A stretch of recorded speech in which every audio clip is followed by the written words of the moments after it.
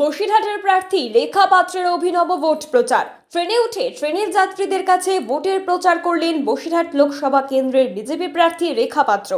হাসনাবাদ শিয়ালদা শাখার হাসনাবাদ স্টেশনে ট্রেনে উঠে পড়লেন দলীয় কর্মী সমর্থকদের নিয়ে এবং ট্রেনের মধ্যে যাত্রীদের কাছে তিনি ভোটের আবেদন করেন এবং কথা বলেন তাদের সাথে।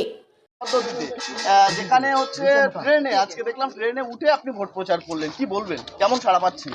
দেখুন, আজকে ট্রেনে উঠে প্রচার করেছি, সেটা কারণ হলো একদিন এই হাসনাবাদ স্টেশন থেকেই আমরা শিয়ালদা অবধি পৌঁছেছি, শিয়ালদার থেকে হাওড়া অবধি পৌঁছেছি, সেখান থেকে তামিলনাড়ু অবধি।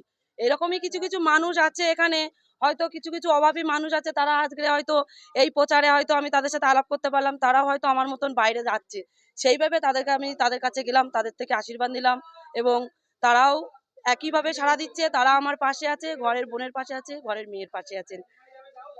Bureau report, D Bangla news.